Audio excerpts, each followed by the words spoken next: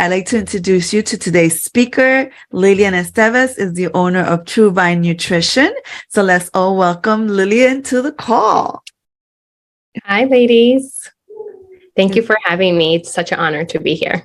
Thank you. It's a pleasure to have you. I'll let you have the floor and just tell us a little bit about yourself. Tell us how you got started, and maybe as you're telling your story, some of the challenges that you faced. Awesome. Thank you. So my name is Lilian. I am a nutritional coach, and I help women just change their mindset about nutrition, not just around food, but also emotional nutrition and spiritual nutrition, while empowering women to just gain back their confidence and work towards transforming their body, their mind, and keeping God the center of it all, right? So we're doing it for Him. So I've been a coach for a while now, and a nutritional coach. I started back in 2020 when everything just went to shams, right? I felt completely not me and depressed, angry. I think many can relate, and just having the kids home, eating very crappy. I was taking my emotions on my family and not realizing that the problem was all internal, right? And then I started noticing a few patterns that I was using as coping mechanism through to all the emotion that was happening. So I would starve myself from eating food, and then I would binge eat and eat so much that I felt nasty. And then I would take drugs and things and laxatives and just whatever I could to help me get rid of it. So I need to just get rid of it. So basically bulimia, right? I would just eat, and then do something else. I wouldn't vomit, but I just I noticed that. So I would take laxative. I was like, oh, I'm going to try a more holistic way. I'm going to take teas or whatever I could find so I could get rid of it. And it didn't. The emotion continued staying there. The feeling was staying there. And I was just unhealthy emotionally. And I realized how much it was affecting my family. So I went to therapy. I started going to therapy, and I saw a coach, and I started to dig deeper and realize that all the things that was internally just being stored that wasn't help me navigate. And as a Christian, you always I'm going to go to God, I'm going to pray, but I still didn't have the tools to help me overcome it. Just going and praying, going to church wasn't helping me and giving me the tools. Obviously my faith, right? And God was helping me, and it was Him who put the right tools in front of me and the right people. So that's how I started. And then I went to school. So you took courses once you finished with your getting a coach for yourself, which is amazing. And that's, to me, that's the first step. First, acknowledging, man, there's something wrong. And then not being afraid to ask for help. Yeah. Right. So you had your church community, let's say, or what you were getting from church, but oftentimes, and while that's great, some of the internal things that we go through, we need a little more help when we can't get over that hurdle. So kudos to you for realizing that, man, there's something there and I need extra help. Yeah. So, and I think an outside perspective, right, of a professional that is not so involved in your life. Because, we have a beautiful church community, you have friends, but sometimes our friends obviously wants the best of us and can be biased at times. So having that professional outside help and she's Christian, so it aligned with just my life, right, my faith. But it was very challenging. It is challenging to seek help and take the steps to change. But through that, she gave me tools where I was like, okay, so I was able to overcome. So me and my husband together, so I was gaining weight, right, through this process and doing all the things, over exercising, starving, taking laxatives and taking other things, pills to just make me lose weight because I thought that was the issue, right? I thought that the issue was because I'm just fat or I'm ugly, and it was always turning inwards. Yeah. And I realized, I was like, okay, I was able to overcome, right? I think it's a process. We always overcoming things. I lost 50 pounds. Wow. And I wasn't working out. I just started changing my eating habits. And when I saw that, I saw how much just shifting my eating habits, shifting what I was eating and feeding myself spiritually, mentally, and physically, I started seeing a change.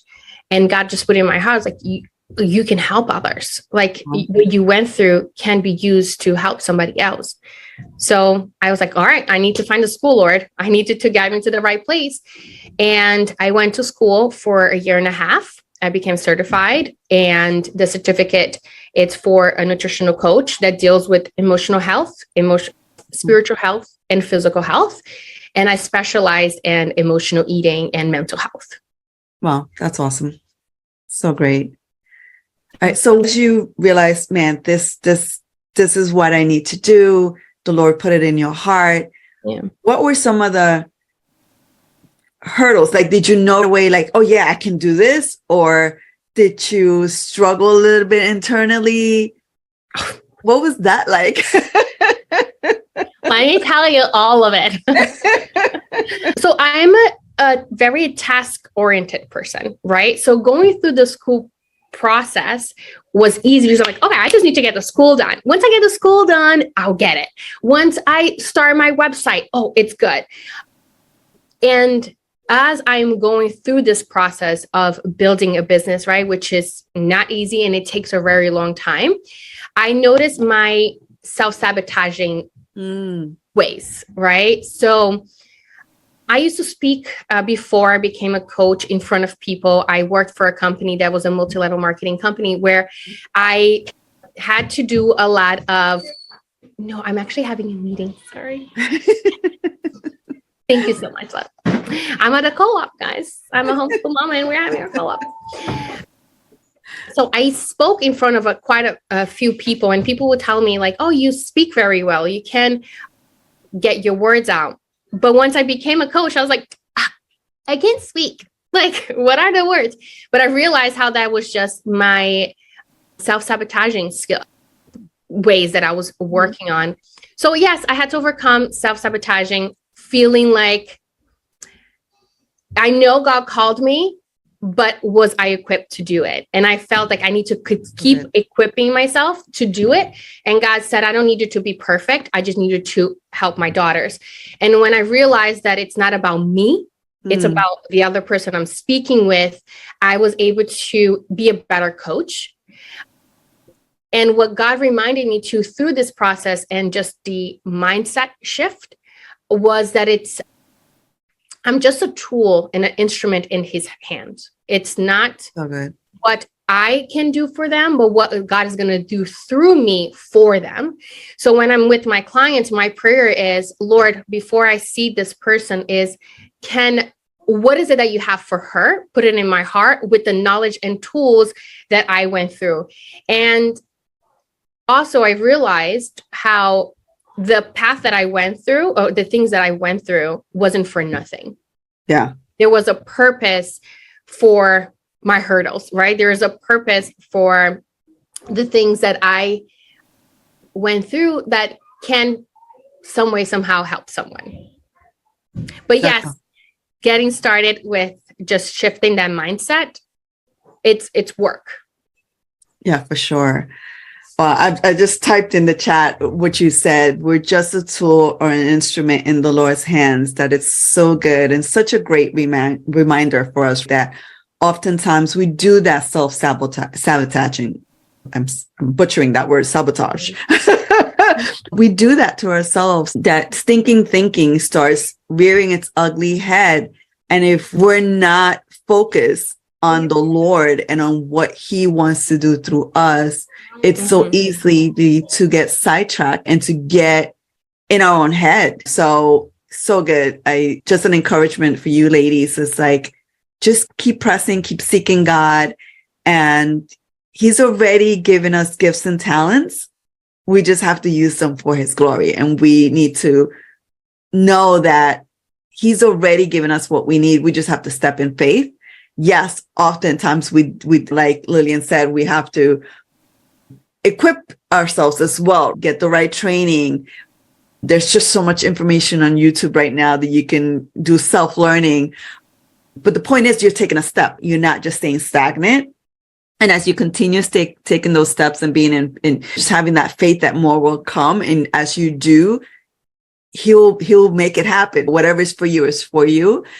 And it's ultimately for his honor and his glory. So that's so good. So awesome. I actually saw a quote that said, whenever God gives you an idea to pursue, it's not because he can't find someone else to do it, but it's because he specially created you to do it. Remember that.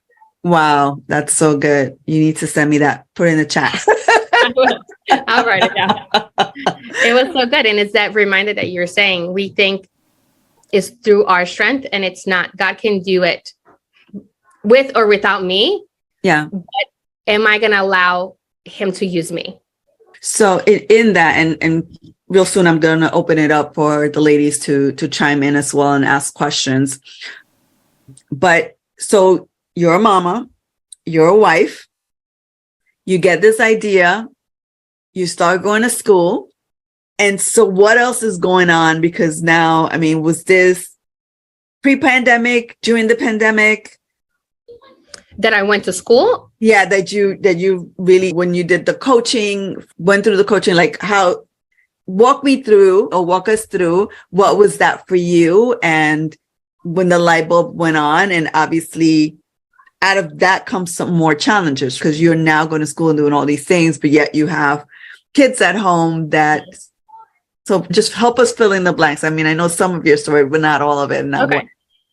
So I started my own personal therapy in 2020, right? Or right before 2020, right after, or like as soon as the pandemic started. I was in therapy for a year and a half before I decided to go to school. Okay. So during the pandemic, I started therapy and I started trying to heal myself, right? And work through, I like to say this, like in my mind, it felt all tangled. Like it just felt like a knot. And through therapy, I just started to untangle that and understand why I went through the things I went through and where God wanted to use me in that journey. And I decided to homeschool my kids before I went to school. So I said, okay, I think the best place for my kids will be for me to homeschool them. So I was homeschooling my boys for about a year. And then in 2021 so like the year, right? I decided to start school, but it took me about 8 months to actually get started. Okay. I was very hesitant. I'm like, is this the right place? Is this the right school? Is this where you really want me, Lord? Like, is this it? And God kept telling me, yeah, like, yes, I'm blessing it. Go. And I'm like, but like can you say it a little louder? Like, and like, where I'm going to find the time? Like, I don't have the time. I don't have the time. I don't have the finance. Like, I'm going to have to take a big chunk of money that we saved up for me to do this. Am I really capable of doing this? And that feeling of failure, like, what about if I start and I fail? What about if this is another thing that I start and I don't do it? So then I decided to go for it. And I was homeschooling my boys in the morning, and I will go to school in the afternoon and on Saturdays. So that's the time that I went to school. And that's how it kind of create a really nice balanced schedule for us at work, the kids at school. And then I work on my business in the afternoon after we're done. And is that kind of the walk? Yeah. Okay. Yeah. But some of the things you said is like, I know resonate with a lot of us is that hesitation. It took you 8 months to start because that hesitation that we have, because we second guess ourselves. We second guess if it's God or not. And don't get me wrong. I think we should question it and get confirmation. But God will show up when you ask. He says, ask and you will receive. So But oftentimes that continuing hesitation, so sometimes God is making it perfectly clear that, okay, this is what I want you to do. But we hold ourselves back from not feeling worthy, not feeling good enough. And again, he's our heavenly daddy who loves us very much and wants the best for his children. If he's asking us to do something, it's because he's already given us what we need. We just have to ask. But again, we live in a fallen world. We have all these attachments and negativity that have been spoken over us or into us. And over the years, whether we were a child or even sometimes I find even more recently, we just allow these negative things to speak into us louder than God's voice. And so we need to be cognizant of that. Be like, no. If God is bringing us to it, he'll bring us through it. And he has great things in store for us. And if we do our part, he's always going to do his. But he requires us to step out in faith and do something, right? And I feel like even if, let's say, we're uncertain and we take a step and maybe it wasn't God, guess what? He will pivot you to where you need to be because he's a good father. But he'll also bless the fact that you moved forward. Does that make sense? Yeah, it's so good. Yeah. So keep on keeping on, girls. It's like we've got this, and we just have to get out of our own way. And we do need to get coaching sometimes. And I'm a coach. She's a coach. Different ways, but there's just so many resources that we could tap into. I think in this day and age, there's no excuse. Mm-hmm. There's no excuse that we can give that it's good enough because God is there for us and he's always provides. And there's so many resources that you can tap into your other sisters to just shed light when there's uncertainty, if that makes sense. All right. Do we have any questions as your brains are churning with some of the things that have been discussed? Any questions for Lilian? Yes, Virginia. How do you start with a client? You mentioned that you don't just cover, nutrition, but you also cover emotional and other aspects. So how do you get a good picture of where the client's at when you first start with them? Good question. Yeah. So obviously we have the whole protocol of like first getting their nutrition facts, right? When I have a questionnaire that I send to my clients, that not only do I get their needs and questions for their physical being, but also environmental. So through the environmental questionnaire that I have for them, I'm able to tell a little bit what's going on emotionally and physically or emotionally, and then spiritually as well, because there's some questionnaires about like community. Are you around community? Do you feel loved? So like I ask a few questions environmentally to kind of get a base of how they are emotionally or not, and aligned with their physical. But I first address physical needs because I find that a lot of times the person might feel like she's depressed or that she is not doing well emotionally. And it's only a lack of prebiotic and probiotic in her gut, that she's not feeding her gut. And then when she starts feeding her gut, she starts feeling some changes in her emotional state. So I always address physical first. And then as we're addressing physical, we address emotional things as things comes up based on the questionnaire as well. That's so good. Who knew? Well, obviously you did, and those that are in the health industry. But I don't think many people know or like truly aware that our gut is the center. Yeah. For pretty much everything. If it's out of order, the rest of us is going to be out of order. So thank you for sharing that. Our gut is actually called our second brain. Mm-hmm. So if our gut, it's not really taken care of, right? Our brain, it's not, the chemicals in our brain, it's not being released appropriately, especially female. Our gut is the biggest host of hormones in our body. So think about everything, it's all in our gut. Yes. the gut biome, yes, influences almost everything, I feel like. Yeah. Yeah. So good.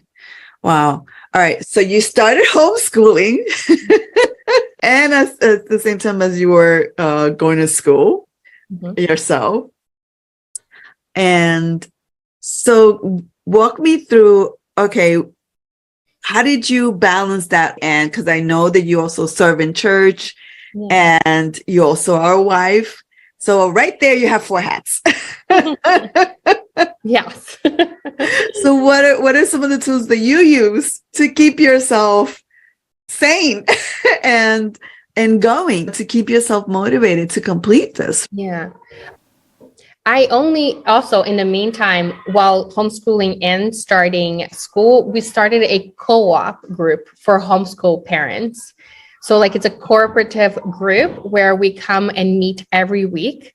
This is where I am right now, girls. So you guys saw me like, no, don't come in, please. I'm here. It's because we have this group for almost 3 years now that we meet every Wednesday and we help each other. But how do I keep myself sane with all the hats that I wear? I realized that if I am not feeding myself appropriately, emotionally, physically, and spiritually, I have nothing to pour out. Awesome. So I make an effort to wake up a little before the boys so I can take care of myself. Obviously, for each parent, it might be a little different. My kids are a little older and they started sleeping a little longer. So it kind of helps me to be able to do that. I am already a morning person where for me, waking up early is not that big of a deal for me, right? Mm-hmm. So I wake up early in the morning. I have my devotional. I do workout before the kids wake up and I get myself dressed. That for me, it fills me up enough to take care of them throughout the week and take care of the business. But there is times during the middle of the week, for example, that I will need a little more pick me up. So I go for a walk. Nature really helps just ground you. It helps you to just feel better. There's something about being in nature that just helps feel better. So I do things that feeds me so I can be my best for them while homeschooling, and I can give myself to my business because my business is me. And therapy. So I'm still in therapy. I believe that all the coaches, if you're coaching someone, you need to be coached because there's things that you're going to go through just work-wise with, because when you're a coach, you're carrying somebody's burden with them, right? And we're not meant to carry a burden by ourselves. So this is how I picture it. If I'm carrying somebody's burden, I need to find somebody that can help me carry my burden that I'm carrying theirs. So I do still do therapy. I see a coach. And I think that's what I do. I talk to friends too. Sometimes I cry and sometimes I'm just like, Lord, I just need you. I try my best to listen to a lot of books, read books, but mostly it's the word of God. I need to be in it every day. And that has helped me in my business so much, just being in God's presence. That's awesome. All right. Well, thank you for sharing all that. I just want to open up a little bit for questions. Does anyone else have a question for Lilian? And I see the chat. Yes, every coach needs a coach, and we are always learning. Yes, we are. Some of us may not get the lessons, but we're always learning. Amen. And you're not the only one, that Lilian, that loves nature walks. Actually, Marie and Norma do too, and so do I. And I think everybody on this call does as well. For the most no, I don't like nature walks, but it's okay. I like to stand and look at nature and drive by nature. There you go. But not walking. I just want to say I don't have a question. I just have to honor and encourage and just give where credit is due. Liliana is amazing. I was able to got provision. I won her giveaway earlier this year. And I was able to lose, I believe, 6 pounds during those 3 months, right? It was like about 6 Awesome. 6 to 7 pounds. I read all my ingredients now. even though I didn't really do the written homework as much because of the busy season, I don't like food shopping. And I can say now, I still don't like food shopping, but I can say now that I go to the supermarket with more confidence because I'm looking at the labels that how Liliana taught me and how the resources that she provided, and she makes it so easy in the sense that she provides all the tools. You just have to follow along. So I can testify and confirm that her program is amazing. I actually stopped drinking coffee as much. Like I don't think I've had coffee this week so far because I've been having teas. So like I'm very like mindful when I do have coffee. Like I don't, not to black coffee yet, but yeah, because of those first the three set. I have your coffee, Marie, black though, because it has great flavor. But like if I'm at work and I still put a little cream. But anyways, so I just want to say that I want to honor Liliana and just say that it is worth it. It's amazing, and what I'm doing now is a reflection. I've already so far this year I've lost 12 pounds in total, and I know it's because of that beginning of the year, that giveaway that God gifted me truly set me up for who I am today. I still, once in a blue moon, have my pizza. But again, there's the grace. She taught us grace. Give yourself grace and give yourself permission. And there's always that new refresh, like that mercy in the morning and the grace. So yeah, okay, I can stop talking now. Amen to that. Yes, it is. It obviously, just like anything else, picking up a new habit is not easy. You just have to be consistent and have grace and mercy on yourself, just like the Lord does when things don't go exactly how we expect. But don't stop there. Get back on it the next day. And so you're learning better habits, and we all have, and we should continue to. So yes, definitely keep that up. And yes, Marie's coffee is yummy. Oh, all right. There was a question from Marie. How do you get your clients? I think I saw that appear somewhere. Yes. So one-on-one clients usually come from word of mouth. It's somebody who tried it, who did our coaching program, and that decided to join, right? My group coaching, most of them have come through social media marketing, which I don't do that much. I don't think I'm the greatest marketer out there. There's a lot to learn when it comes to marketing. That world for me is a challenge. It's just marketing and posting.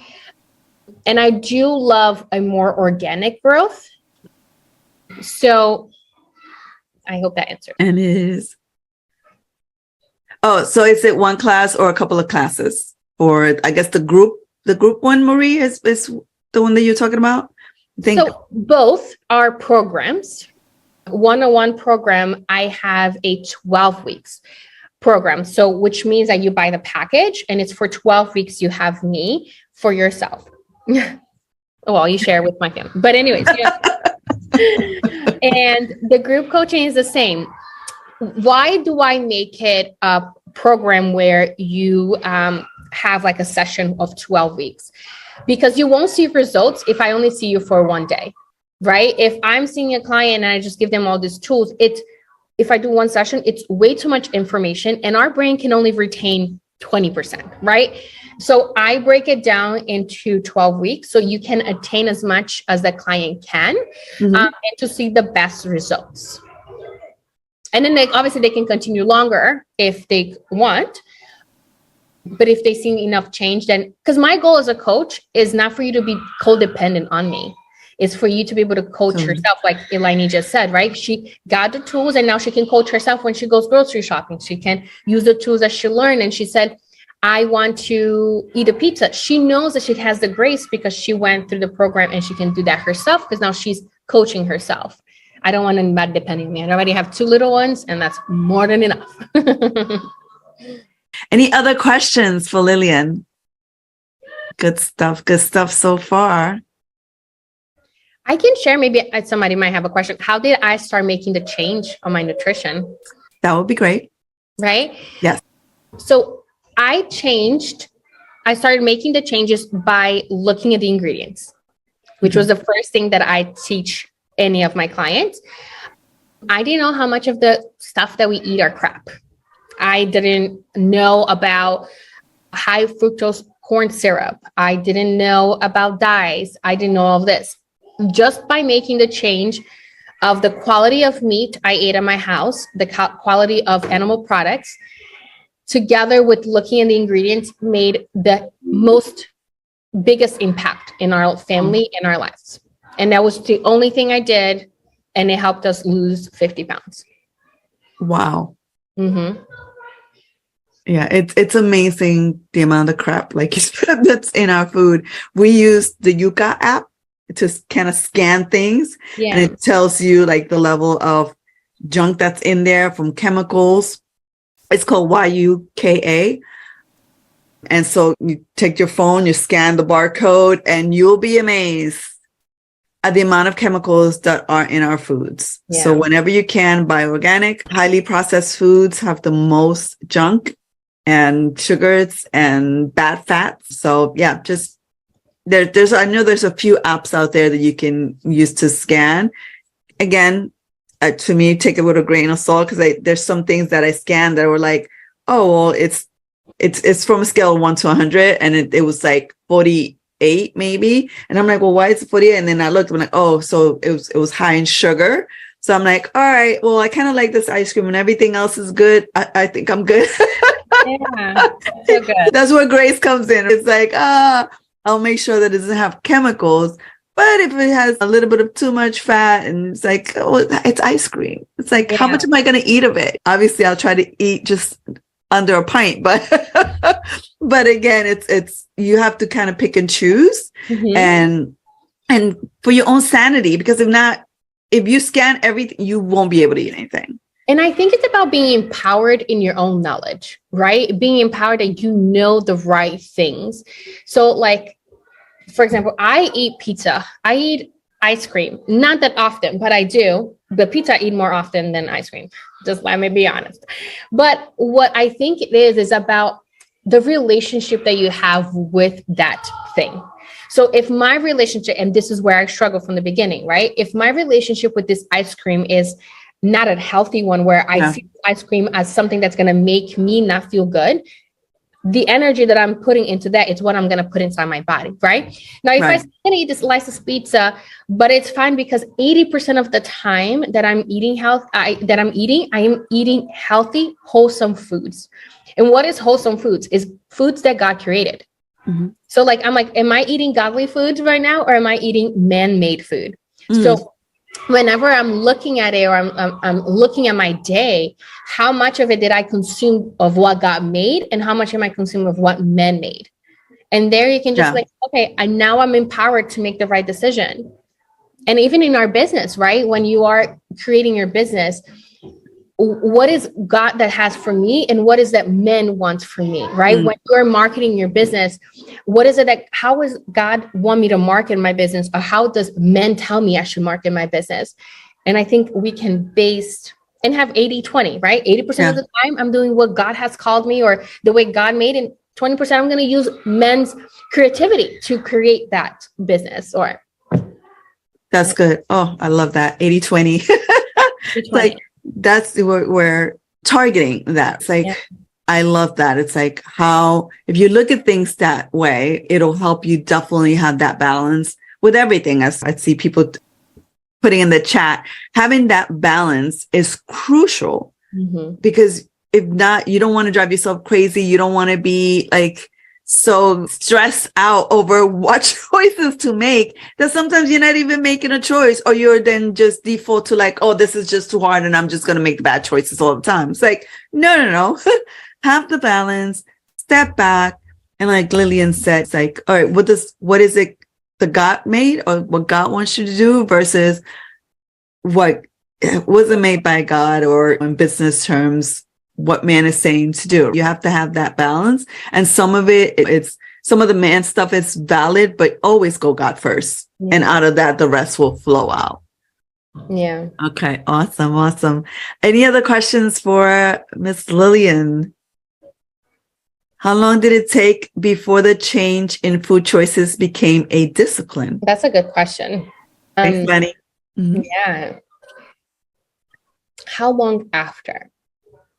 I can't pinpoint how long exactly. I can't tell you it's going to be 2 weeks. It's going to be a month. I think because that's very personal to each story, to each lifestyle. Because like I said, I'm more of that, personality, like everything. Yeah. Yeah. So for me, was a little easier to do the transition because I'm like, this is what I'm going to do. This is what my family going to do. Was it easy for my family members? No. My husband was like, oh no, we're going to get this or we're going to get that. My kids until today, they're like, Mom, can I go to grandma's house? Because my mom lives in the first floor in our house. And they go there and they come back and they have chocolate all over their mouth. And I was like, I said no up here. So you go downstairs to eat it. So it's a process, but I think the more that you do it, and I'll share one thing. What I realized is that I'm not a garbage can. Mm. So when you realize you're not a garbage can, you start putting junk inside your body. I think that helps you to have a shift of your mind of, okay, how can I discipline myself to eating healthy? Oh, I'm not a junk or I'm not a trash can. So let me eat what's going to feed my body the appropriate thing. And I think it makes it easier to process. And there's no motivation. I think this whole thing like, oh, are you motivated to go to gym? No. Are you motivated to eat healthy? No. I do it because I know that I want to live longer and God has called me to live a full life here on earth. He didn't call me to live a unhealthy life, right? He called me to be completely healthy and he has plentiful for me here to live it now. How do I want to honor God with my body? By doing my best that I can or just not eating the junk. That's a good way to look at it. It's like, I'm not a garbage can. So why am I putting junk in my body? I love that. Yeah. And it's what I tell my kids because and I think kids, a lot of parents come to me, they're like, how do you get your kids to do that? And it's for them, it's more of a 70-30, right? Because they don't want that much of the healthy stuff. And just having a conversation with them, I tell them the same exact thing I tell myself. My body is a temple of the Holy Spirit. How comfortable is the Holy Spirit inside of you right now? Or he's like fighting with all the unhealthy things, or he's feeling comfortable because it's feeling nourished. And sometimes they say, okay, fine, I'm going to have the healthy things. And sometimes they're like, no, I don't want none of that. And it's going with grace also with them. But if you do it and they see you do it and you present to them, makes it easier. That's great. I'm writing the one that you said, my body is a temple of the Holy Spirit. How comfortable is he in your body right now? Wow. That's I've never heard it this way. And I needed to write it down to remind myself. Okay. Another question. Any other questions for Lilian? Taking notes. I'm taking notes. This is good stuff. Well, we get another question. I guess, okay. So I'm following, I'm painting the picture, get this idea, God is in it. You start all these things, the co-op, the teaching your kids homeschooling, the co-op. How do you balance and ensure, and this may be a little bit of a personal question because you are married, making sure that you continue dating in your marriage because you got a lot going on. Mm-hmm. And I think that's a key thing for those of us who are married or who have other people in our households to make sure that we have that balance to spend time with our loved ones. Yeah. I think it's choosing when and how to prioritize it and having honest communication with your significant other. And why do I say that? I say that because it's easy for both parties to say, I'm really tired right now and I don't want to have intimacy, for example, or I don't want to have a conversation. So me and my husband, we made a pact, right? We're like, okay, so in between this week, we need to have intimate moments this amount of time so we can feel connected. And when I learned that my body needs to have that intimacy with my husband, I said, okay, I'm going to make that a priority. our bodies, female body, needs a lot of what God just made it perfect, right? God is just, he's a master, like a master maker. Because he said, so my body physically, hormonally need his hormones that he releases to me. It helps me be creative. It helps me to thrive more when I am in stressful situations, because men was made specially and we were made wonderfully, right? And our husband need us to be able to thrive and be healthy when they release that to us. They need to release and we need to receive. So when I realized that it's about how I'm prioritizing my intimacy with my husband, I made a priority. So I'm going to show you guys, and this might be a little too much, but I'll show you. Anyways, I schedule it. All right. Do you see my schedule? Okay. So I write everything down, every single thing down. And I write it like, oh, this is day night. So I am preparing myself mentally, physically, and then spiritually, because I can pray for my husband. I can pray for the time that we're together. I can plan out what I'm going to wear, how I'm going to be with him. If I want to have conversations with him, I just let him know, hey, today date night, I need to have a conversation with you about something, and being open with him. Yeah, I love that too. I mean, I do put the date nights on my calendar, and I also put a lot of things on my calendar. Not as much as you do, but I'm working on it.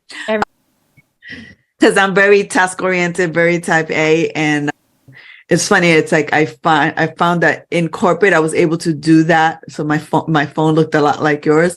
And now that I'm doing my own business, it's like slacked off a little bit because I felt like I was juggling so many things. So therefore the question is like, how do we maintain that consistency and ensuring that we're taking time out for our emotional health, spiritual health, physical health, that relationship, those relationships with our loved ones, whether that's your husband or your daughter, your son, whoever. Yeah, it's important. And again, going back to that balance is the key. And you said it so greatly. It's like God is a master creator. We are fearfully and wonderfully made, and he's made us for each other and for community and for intimacy and all of that. And if we don't have that balance, then we're off. We're not ourselves. We're not working optimally at what we should be, wherever we are, whether that's at work, at church, at home, etc.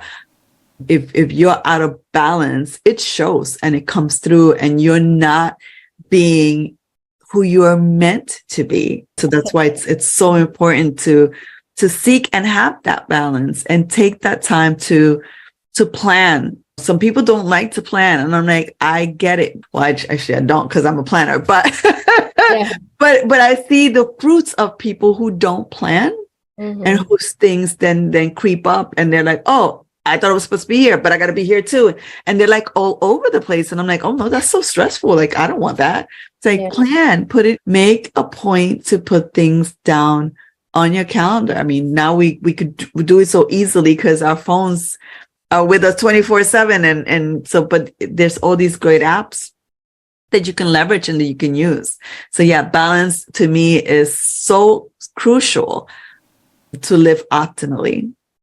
Can I share something? Because you were saying about how when you were in the corporate world versus like now that you're having your own business, what I started doing that has helped me is look at the time that I'm spending, even if it's creating a post for my company, that's my time that I need to clock in and clock out.